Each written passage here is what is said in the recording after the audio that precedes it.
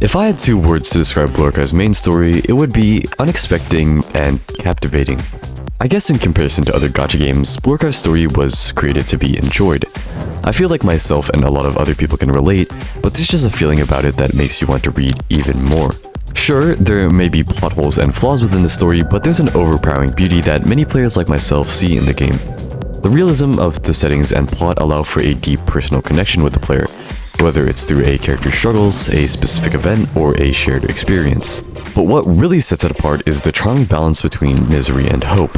It never settles down with a single tone. We even see this prevalently in the main story. Once the final volume concluded, we still got coverage on characters that dealt with their internal conflicts and hardships. Now you're probably wondering why I'm rambling about this when this video is ultimately about Mika. While there are many elements that Mika's character contributes to the main story, I feel like she embodies that misery and hope factor in the story so amazingly well, and that's probably why many people resonate with her on such a strong emotional level. So that's what I want to talk about today, the beautiful complexity of Misono Mika.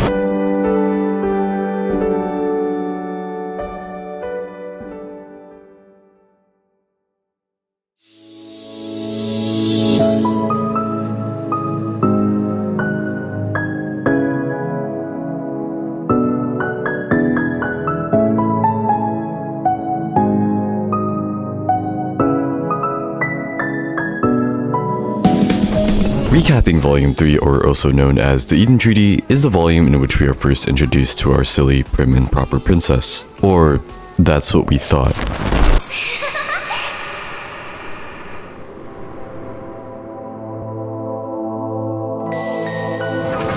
A core part to Mika's character is her memorability as a traitor, extremist, and being self-destructive, traits which would eventually lead to her ultimate downfall.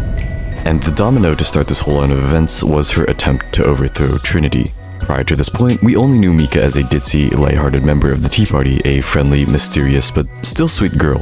But this is the first time we saw Mika step into darkness. Something I found ironic was that Mika and most Trinity students are portrayed with angel-like features, and Mika making this decision is kind of similar to the concept of an angel being corrupted by sin. But you kind of think, why Mika? Why is a high-ranking student council representative of Trinity doing this? What is Mika's goal in the first place? Why is she going through such extremes that will eventually hurt her in the end?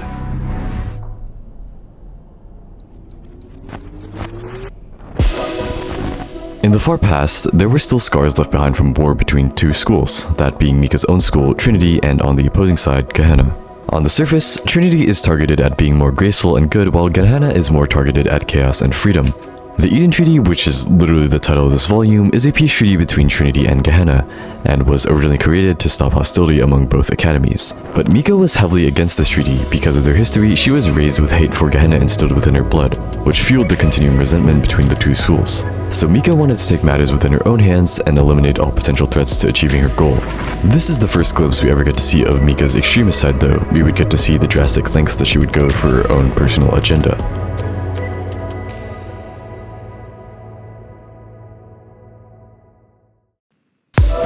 During this episode, however, it was unveiled that she had come up with these plans to overthrow her academy with Arius, the branch school that had broken off from Trinity years ago due to their opposing ways of life. Ideals such as hostility, aggression, and killing, while also carrying the famous motto that lingered throughout all of Volume 3, that being In English, this literally translates into vanity of vanities, all is in vanity. Dissecting this phrase, it ultimately means that life is purposeless without meaning. The contrast is important to understanding who Mika was scheming with, a school that carried darker tones than Trinity's distinguished and graceful manner. We're also given awareness of an important figure from the school that would be crucial to Mika's character, Jomaya Saori.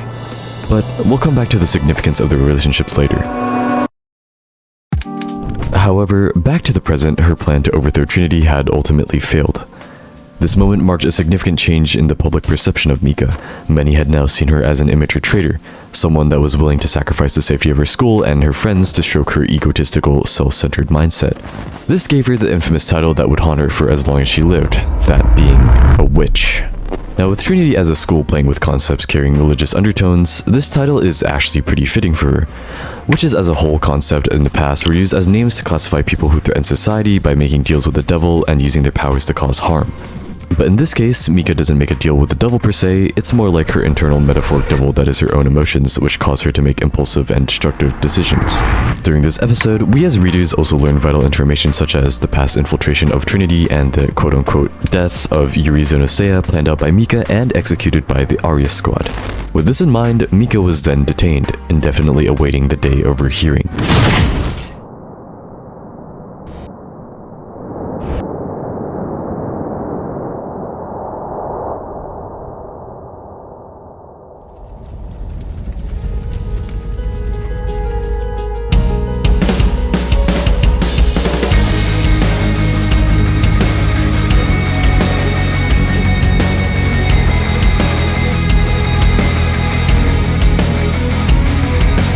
The Eden Treaty meeting had taken place, but it was interrupted and destroyed by a large missile by the Arius squad. Chaos ensued throughout key photos, and many unforgettable moments such as injury, destruction, and war broke down in those few days.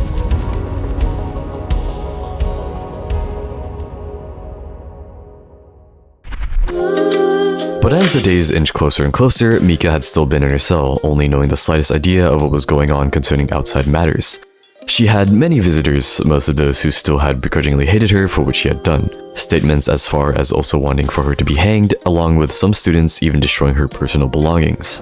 A subtle turning point that would foreshadow the events of Mika's descent into madness to forgiveness is Mika's first interaction with Mercy. One of those being Koharu speaking up for Mika. Although Koharu isn't the brightest student, previously being part of the Justice Task Force, she still had a strong sense of justice to stand up for Mika, even if she didn't know right from wrong. This little interaction would play a role in Mika's redemption, but again, we'll come back to that later.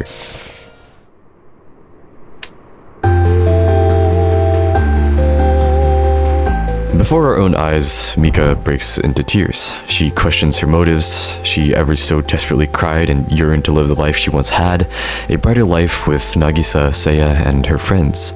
Through a prophetic dream, Seiya gives the readers more insight into Mika's character. She indirectly comments on Mika's personal integrity. She claims that Mika had always been self-centered, impulsive, thoughtless, and self-destructive. Seiya also gives a perfect summary and foreshadowing of Mika's character at this point of the story. Murder, death, betrayal, strife. It was too grim of a story for a girl like you to be involved with. Mika, you've been suffering for quite some time.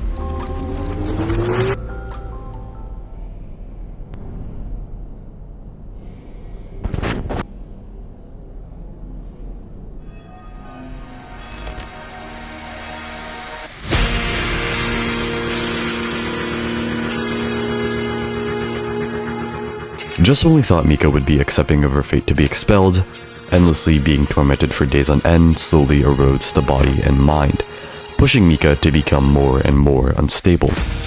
Slowly but surely, she began to lose her sanity until she finally broke.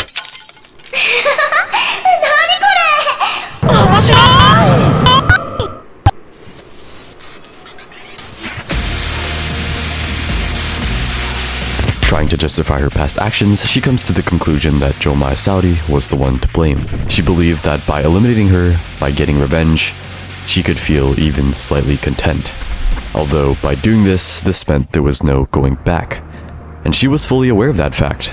Like she said before, I'll stop at nothing. But nothing for what? This meant she would have to make many sacrifices, the cost of her friendships, the cost of her life, and the cost of her emotional well-being. We already know that Mika is an emotionally vulnerable girl. Going through such lengths would most definitely hurt her in the end. But she goes and does it anyway.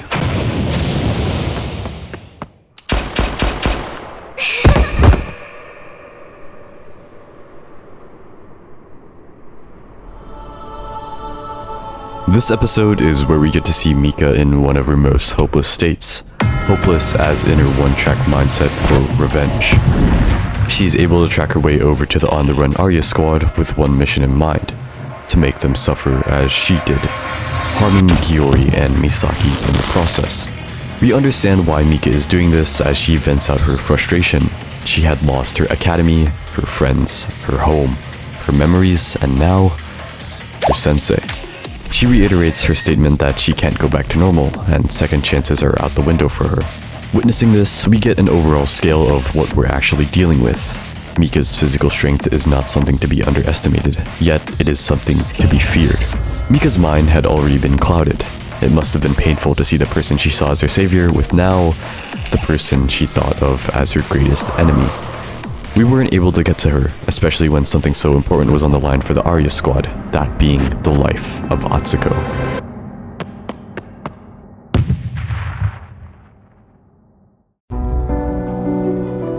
In this specific scene where a rampaging Mika is briefly subdued from attacking the Arius squad in their pursuit of Atsuko, in front of Sensei, Hiyori, Misaki, and most importantly Saori, Mika breaks her facade for the first time and she breaks down into tears. Like in the previous episodes in Confinement, she openly makes herself vulnerable, reminiscing about if she could turn back time to live in her brighter past. But she tells herself over and over again, what has been done cannot be undone, believing that forgiveness wasn't an option and the only thing fueling her was revenge. Mika is essentially self-aware of her extremism. She even calls herself Sensei's worst student. She's openly taking the derogatory titles given to her to heart. She openly calls herself a villain and a witch. But yet, she still weeps. Mika truly believed that there wasn't any option for her to go back home. She wanted to reconcile with Nagisa, and the thought of never being forgiven by Seiya haunts her mind. She only continued down this path because all other options seemed futile. She wouldn't be accepted for who she had become now. This episode proved that Mika really did feel guilty about the predicaments that she had put herself and many others into. Mika continues to vent out her grievances, but she's still focused on her objective to make Saori suffer the living hell she did. Sensei, I'm sorry. You can't stop me.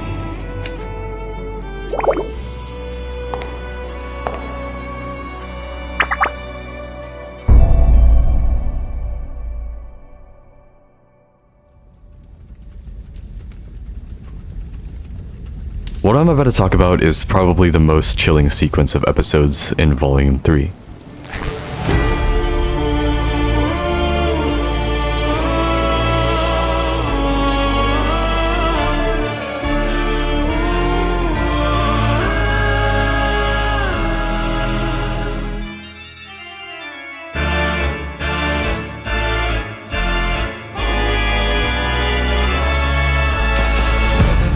Mika is able to corner Saori, which separates her from Sensei and the rest of the squad in their pursuit of Atsuko. Now, both on separate sides of a dimly lit, shaky old ballista hallway, Sensei needs to make a choice to either assist Saori or save Atsuko. Although Saori is already deeply wounded and fatigued, she selflessly demands for Sensei to save Atsuko. Sensei and the rest leave, which leaves both Mika and Saori at opposing ends of the separated hallway. At one end lies a girl given one last chance for mercy, and on the other, a girl without any hope left, with only hatred coursing through her veins. Saori is already heavily exhausted, but she makes the choice to keep fighting. There's no way she would back down now. To win to save her princess meant everything to her.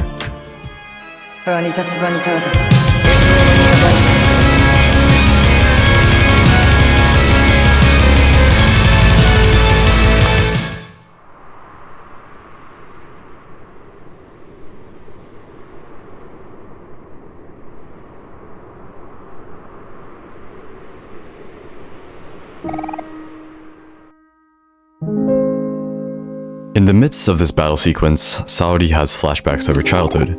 Her first encounter with Atsuko, saving Azusa from being brutally abused, desperately yelling at Misaki to stop harming herself, and questioning a figurative Azusa how she found her answer. As her flashbacks slowly fade back into reality, she barely utters out the name. Azusa. Saori collapses to the ground. She tried her best, she believed so hard in herself, but maybe death was the best way to atone for her sins.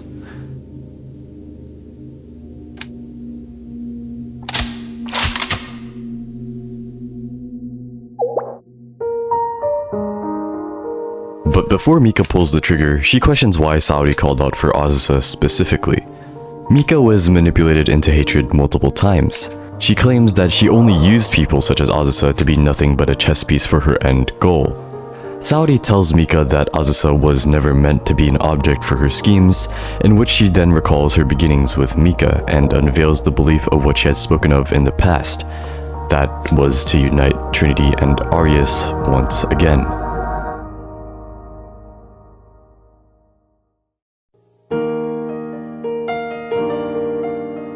Regardless, Saori then proceeds to take the blame for Mika's actions, that being the source of torment that Azusa could never let go, Seiya's wounds, the countless risky situations that she was put in, and ultimately, being the syringe that injected the hate within Mika. You were never a witch. I was the one who injected hate within your veins. What if I had met Sensei first? Would the trajectory of my life have changed? If I had the chance to be good. Well, I always thought it would be Azusa, but it's for the best that it's you, Mika.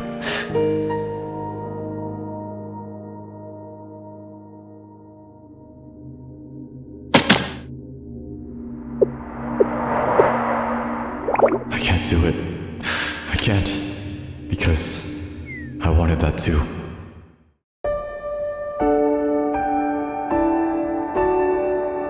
Mika doesn't finish Saori off, but instead breaks into tears.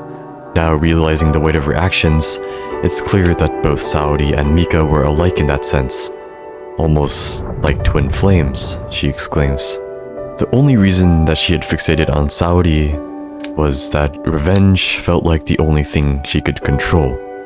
After being consumed by guilt, both search to repair the damage they created and search for some sort of forgiveness.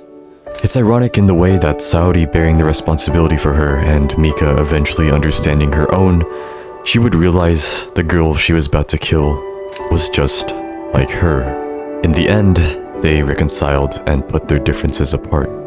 And that's what makes the story all the more poetic.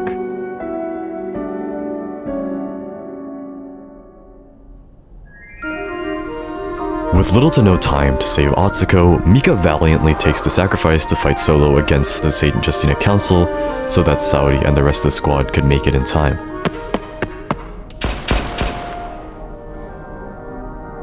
Slowly becoming more and more exhausted, Mika finds herself in a rundown cathedral veiled in dust, fitting as cathedrals are also used as places to confess sins. In this moment, she reflects on her past faults. She makes an analogy between her recollections almost like it was a fairy tale. Like Sensei being the knight in shining armor to save Koharu like a princess, but more importantly, she still compares herself like a villain to the Arius squad, the heroes of this story that will get the happy ending. Meanwhile, she would be left shrouded in darkness. Like intertwined souls, they both desperately wish for the fire of suffering to burn out, only leaving the warmth of peace. After her long monologue, magically from the heart of the gramophone, a familiar melody awakened.